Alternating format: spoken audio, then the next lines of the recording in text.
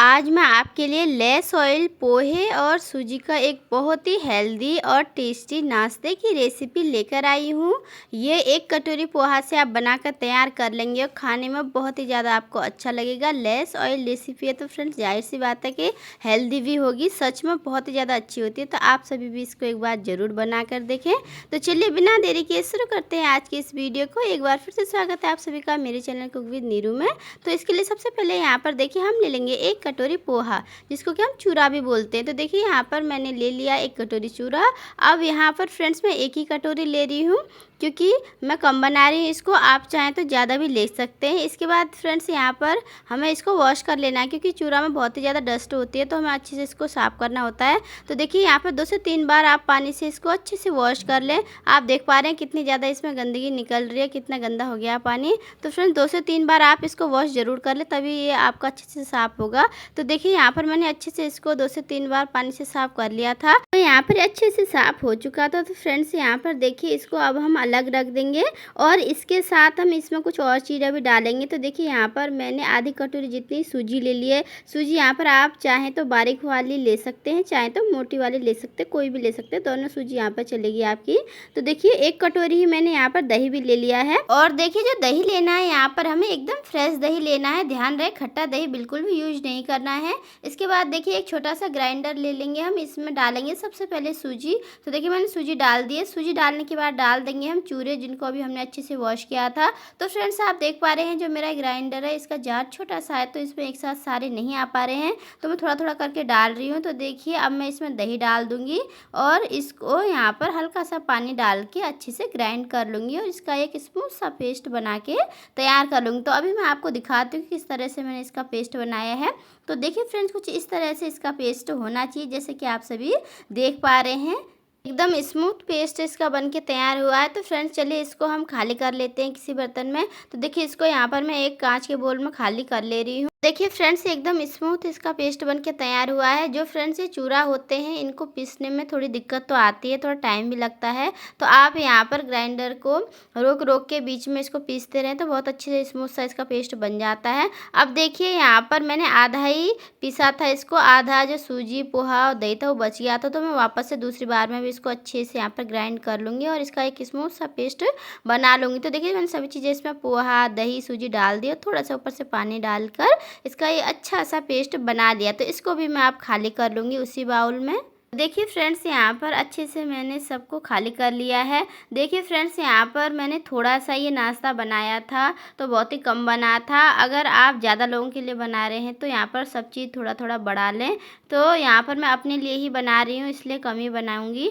तो देखिए फ्रेंड्स अब हमें अच्छे से इसको चम्मच की मदद से इस तरीके से हिला लेना है, अच्छे से फेंट लेना है ताकि बढ़िया से आपस में सभी मिक्स हो जाएँ। और देखिए ज़्यादा हमें इसमें कुछ डालने की ज़रूरत भी नहीं है। आप बैटर देख पा रहे हैं बिल्कुल परफेक्ट इसकी कंसिस्टेंसी है यहाँ पर, ना ही ये ज़्यादा गाढ़ा है ना ही ज़्यादा पतला है। ऐसा ही बैटर आपको भी यहाँ पर इसके लिए रखना है। तो फ्रेंड्स अगर आपका बैटर बाई चांस थोड़ा ज़्यादा गीला हो जाता है तो आप इसमें थोड़ी सी सूजी ग्राइंड करके फिर से डाल सकते हैं। इसके बाद देखिए हम इसमें थोड़ा सा टेस्ट के अकॉर्डिंग नमक डाल देंगे, हल्का सा ही डालेंगे, ध्यान रहे नमक हम इसमें ज़्यादा ऐड नहीं करेंगे।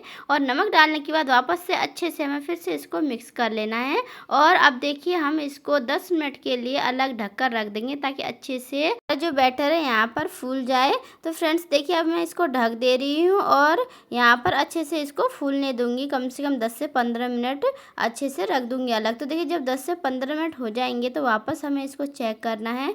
तो देखिए वापस से मैं इसको चेक कर रही हूँ और अच्छे से यहाँ पर ये जो बैटर है भीग चुका है, बहुत अच्छे से तैयार हो गया है। तो अब हम इसमें डालेंगे इनो। तो देखिए लास्ट में हमें इसमें ऐड कर देना इनो। यहाँ पर इनो की जगह आप खाना सोडा भी डाल सकते हैं, लेकिन अगर आप खाना सोडा डाल रहे हैं तो जब ये बैटर आपका यहाँ पर अच्छे से ग्राइंड हो जाता है उसके बाद आप इसको थोड़ी देर के लिए अलग रखते हैं, उसी समय खाना सोडा भी डाल दें क्योंकि उसको इसमें मिक्स होने में थोड़ा सा टाइम लगता है। लेकिन हम इनो डाल रहे हैं तो हम लास्ट टाइम में डालेंगे इनो, क्योंकि इनो तुरंत यहाँ पर इसको अच्छे से फ्लफी बना देता है और बढ़िया से इसमें मिक्स हो जाता है। तो देखिए मैंने इनो डाल दिया है। तो फ्रेंड्स अच्छे से अब इनो डालने के बाद इसको वापस से मिक्स कर लेंगे। इनो डालकर थोड़ा सा उसमें ऊपर से पानी ज़रूर डाल दें, उससे अच्छे से मिक्स हो जाता है। बहुत ही अच्छा जो भाग जाएगा आप देखते हैं बना हुआ, वह हमारी इस नाश्ते को फ्लफी बनाता है।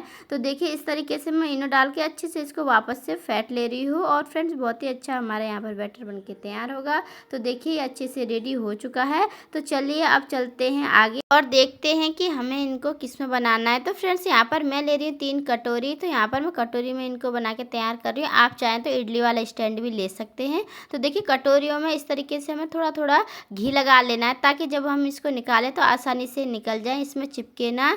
तो फ्रेंड्स यहाँ पर आप किसी में भी इसको बना सकते हैं जिसमें आपको कंफर्टेबल हो। तो मैं तो यहाँ पर कटोरी में ही बना रही हूँ इसको। तो देखिए इस तरीके से तीनों कटोरियों में अच्छे से मैंने घी लगा लिया है और अच्छे से हमारी कटोरी यहाँ पर रेडी है। अब हम इस कटोरी में देखिए थोड़ा थोड़ा करके बैटर डालेंगे और फ्रेंड्स हमें इन कटोरियों को आधे से ज़्यादा भरना है, मतलब पूरा नहीं भरना है कटोरी में बैटर, लेकिन आधी कटोरी से थोड़ा ऊपर ही बैटर को भरना है। इस बात का आप ध्यान रखें। इस तरीके से आपकी बड़ी और बहुत ही अच्छी इडली बनके तैयार होती है। तो देखिए यहाँ पर धीरे धीरे करके सभी में मैंने बैटर डालना शुरू कर दिया है और इस तरीके से आप देख रहे हैं आधे से ज़्यादा मैं इस कटोरी को यहाँ पर भर ले रही हूँ। थोड़ा सा ही बनाया है फ्रेंड्स क्योंकि अपने लिए ही बनाया है और अकेली हूँ तो ज़्यादा नहीं खाया जाता है। तो देखिए आप यहाँ पर ज़्यादा भी बना सकते हैं अगर ज़्यादा लोगों के लिए बना रहे हैं तो। इस तरह से देखिए फ्रेंड्स बैटर सारा हमें कटोरी में डाल देना है और ऊपर से इस तरह से थोड़ी सी हमें इसमें डाल देनी है रेड चिली पाउडर। तो ये देखने में भी अच्छा लगता है, थोड़ा सा चटपटा भी लगता है। ये ऑप्शनल है फ्रेंड्स पूरी तरीके से, आप चाहें तो स्किप भी कर सकते हैं, लेकिन मैंने थोड़ा सा इसमें डाल दिया था ताकि देखने में भी थोड़ी सी अच्छी लगे। और इसके बाद अब हम चलेंगे गैस की तरफ। तो यहाँ पर एक कढ़ाई में देखिए मैंने छोटा वाला जो स्टीमर होता है वो रख दिया था। इसके ऊपर यहाँ पर हम जो इडली का स्टैंड होता है फ्रेंड्स ढोकला बनाने वाला वो लेंगे और इस तरीके से रख देंगे। यहाँ पर आप कोई भी थोड़ी ऊंची टाइप की थाली भी ले सकते हैं, इस तरह से चारों तरफ से थोड़ी उठी हुई हो जो किनारों से। और यहाँ पर देखिए अब इसको हम एक एक करके इसमें रखेंगे और ढक देंगे। लगभग 10 मिनट आपको इसको लो टू मीडियम फ्लेम पर अच्छे से पकने देना है। स्टीम करके बहुत ही अच्छे से पक के तैयार होगी। तो चलिए अब वेट करते हैं 10 मिनट का। यहाँ पर देखिए 10 मिनट हो चुके हैं। 10 मिनट बाद वापस चेक करेंगे तो बहुत ही अच्छे से ये नाश्ता हमारा बनके तैयार हो चुका होगा। एकदम सॉफ्ट बनता है। तो देखिए यहाँ पर आप स्पून की मदद से इसको टच करके भी देख सकते हैं। इस तरह से आपको यहाँ पर पता चल जाएगा कि एकदम सॉफ्ट हमारा नाश्ता बनके तैयार हुआ है। तो चलिए अब इसको हम निकाल लेते हैं। तो देखिए इनको मैंने यहाँ पर एक प्लेट में निकाल लिया है और अब हम इसको कटोरी में से भी निकालेंगे। बहुत ज़्यादा गर्म है फ्रेंड्स यहाँ पर। तो देखिए मैंने तो गरम गरम में ही निकाली, लेकिन आप इसको संभल के निकाल। इस तरह से पहले देखिए स्पून की मदद से चारों तरफ अच्छे से इसको घुमा लें और फिर अच्छे से यहाँ पर इसको धीरे से निकाल लें। तो देखिए यहाँ पर अब हम कटोरी को पलटेंगे प्लेट के ऊपर रखकर और इस तरह से देखिए निकल जाएगी जैसे कि आपने यहाँ पर देखा। सेम इसी तरीके से यहाँ पर हमें सारी ये निकाल लेनी है। तो देखिए सभी को हमने अच्छे से निकाल लिया है। तो इस तरह से नाश्ता बनके तैयार हो जाता है। एकदम सॉफ्ट बनता है, आपको देख के ही पता चल रहा होगा। तो फ्रेंड्स इसके साथ मैंने सुबह ही चटनी बनाई थी हरे धनिए काजू और थोड़ी सी मूंगफली डालकर, जो कि बहुत ही ज़्यादा अच्छी बनी थी। तो फ्रेंड्स इस चटनी को मैंने पहले ही बना लिया था तो मैंने वीडियो शूट नहीं की इसकी। अगर आपको इसकी रेसिपी चाहिए तो मुझे ज़रूर बताएं। इसके बाद देखिए यहाँ पर मैं तोड़ के भी दिखा रही हूँ। इस तरीके से बहुत ही सॉफ्ट हमारा ये नाश्ता बनके तैयार होता है। तो आप सभी को मेरी रेसिपी कैसी लगी कमेंट बॉक्स में कमेंट करके ज़रूर बताएं। And thanks for watching.